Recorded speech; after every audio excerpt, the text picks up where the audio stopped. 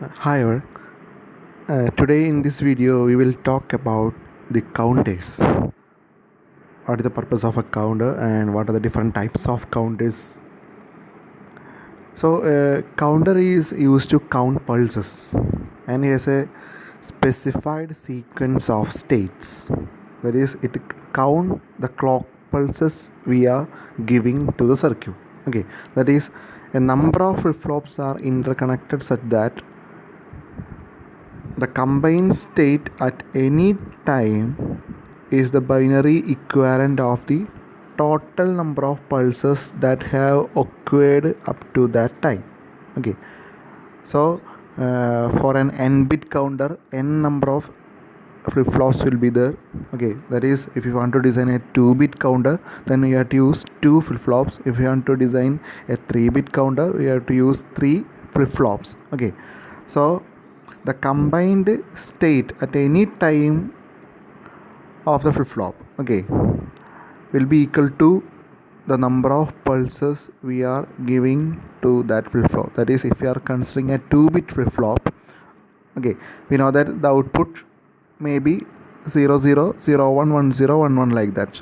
Okay, so after the first clock pulse the output may be 0 1, and after the second clock pulse the output may be 1 0. So like that we can count the number of pulses. That's the main purpose of a counter. Okay, and the counters may be asynchronous counters and synchronous counters. Okay, these asynchronous counters are also called ripple counters. It is very easy to design these asynchronous counters, but synchronous counter is very tedious to design. So this is the comparison of asynchronous counter versus synchronous counter. In the case of asynchronous counters, the flip-flops are connected in such a way that the output of first flip-flop drives the clock for the second one. Okay, that is, the output of the first flip-flop is given as the clock input to the second flip-flop. Okay, likewise, and the output of the second flip-flop is given as the clock input to the third flip-flop. Okay, and but in the case of synchronous counter there is no such connection between the output of first flip-flop and the second one. Okay, and the second point is all the flip-flops are not clocked simultaneously in the case of asynchronous counter. That is, all the flip-flops are clocked one after another. Okay, but in the case of synchronous counters we are giving the clock pulses to every flip-flop at the same time. Okay, that is, every flip-flops are clocked simultaneously. And next point is, design and implementation is very simple in the case of a synchronous one, and it is very tedious in the case of synchronous counters. Okay, and the fourth point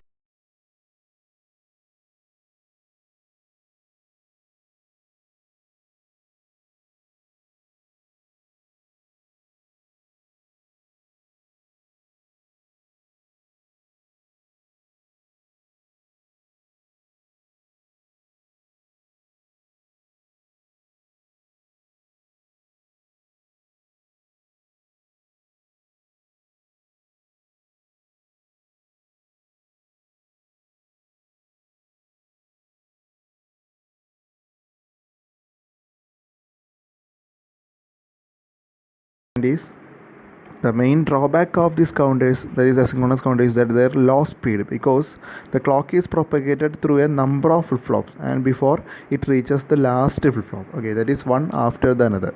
Okay, but in the case of synchronous one there is no such time delay, so it is much faster than a synchronous one. Okay, so there is a main difference between a synchronous and synchronous counters.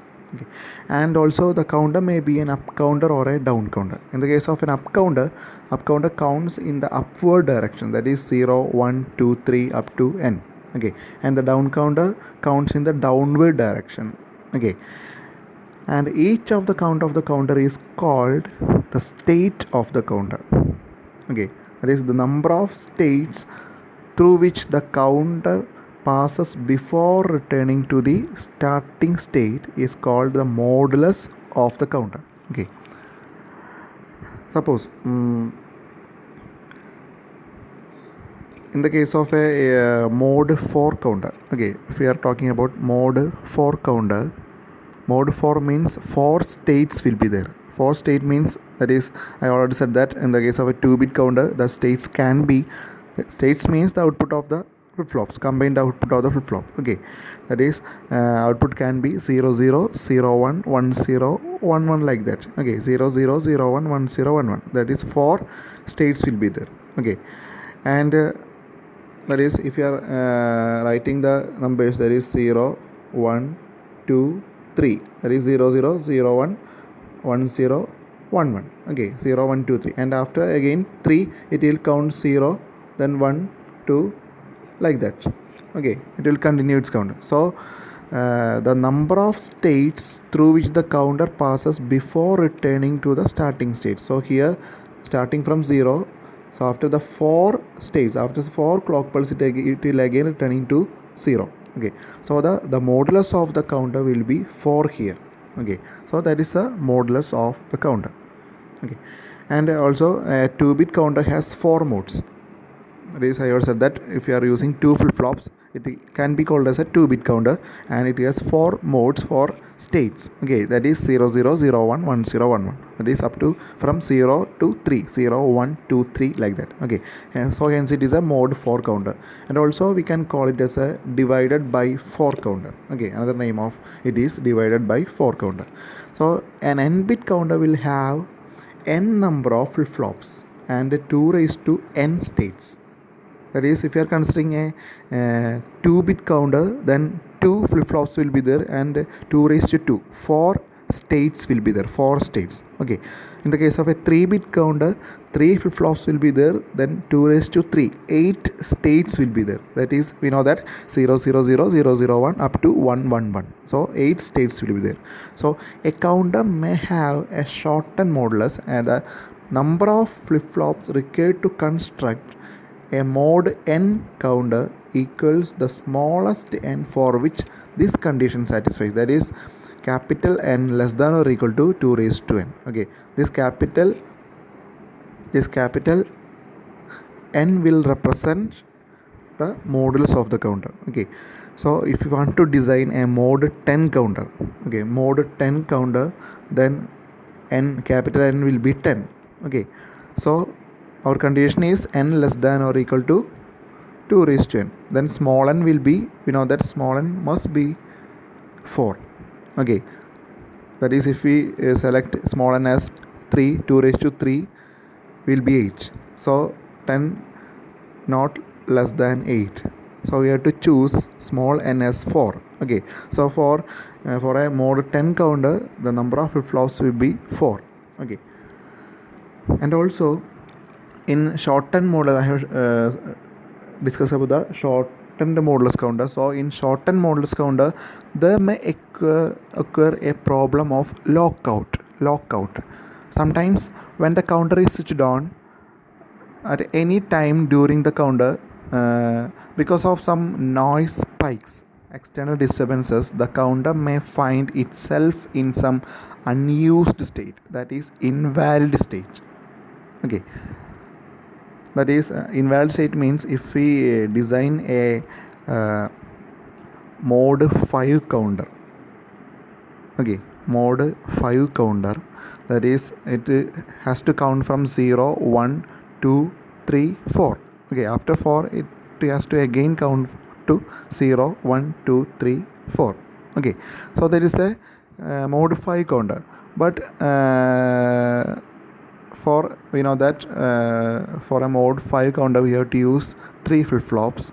Okay, so there may be some condition such that the output may become 6. Okay, that is, our output must be 0 1 2 3 4. Okay, up to 4, but due to some external disturbances and noise, the output may come to 6 or 7 like that. That is invalid state in the case of a mod 5 counter. Okay, so subsequent clock pulses may cause the counter to move from one unused state to another unused state, and the counter may never come to a valid state.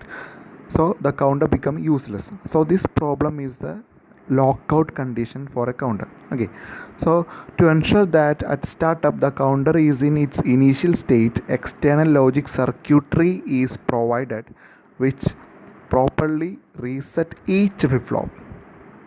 Okay, and the logic circuitry for presetting the counter can be designed by, that is by modifying the design such that the counter goes from each invalid state to the initial state.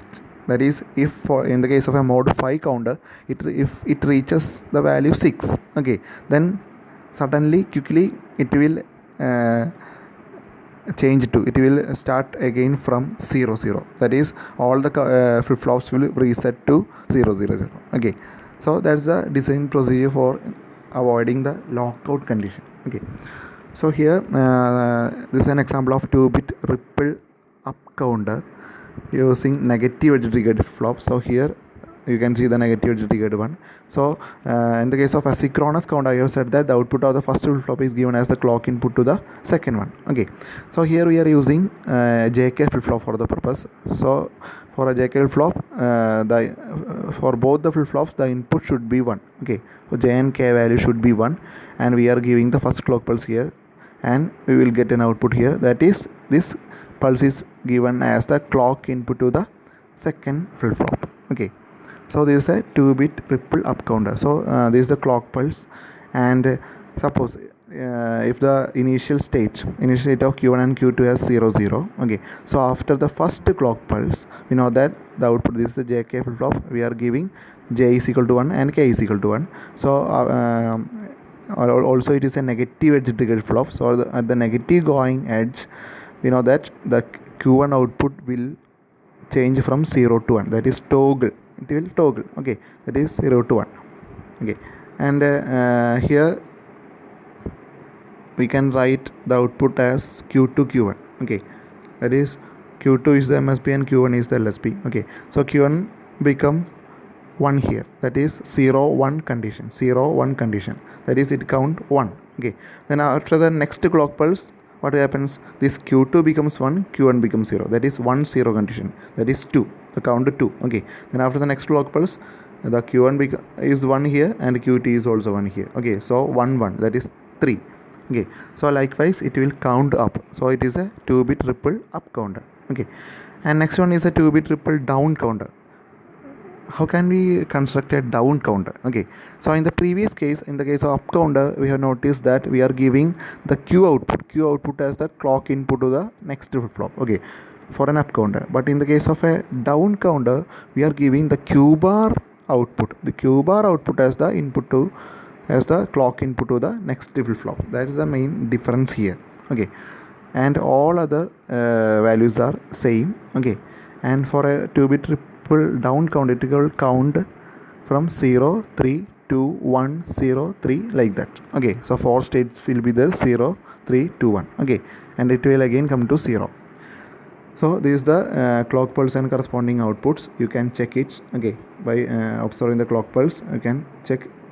That is, it is changing from 0 0, then 1 1 1 0 0 1 like that. Okay, and next one is a 2-bit ripple up bar down counter. So both the up counting and down counting is possible using this circuit. Okay, so for that we are extra providing a signal, that is M, mode signal.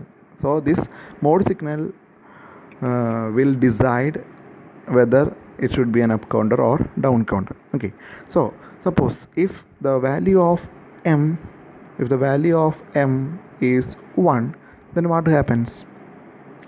That is, when it is 1, this AND gate will enable and this AND gate will disable. Okay, that is 1. So the output of this NOT gate will become 0. So this AND gate will disable. So only this AND gate will enable. That means this Q1 is transferred to the clock input to the next flip flop, that is up counting. Okay, suppose if this value is 0. Okay, if this value is 0, then what happens? This AND gate will be in inactive condition and this AND gate will be in active condition. So Q bar is given as the clock input to the next flip flop. So down counting is possible there. Okay, so that's about our basic information of counters and asynchronous counters. Okay, thank you.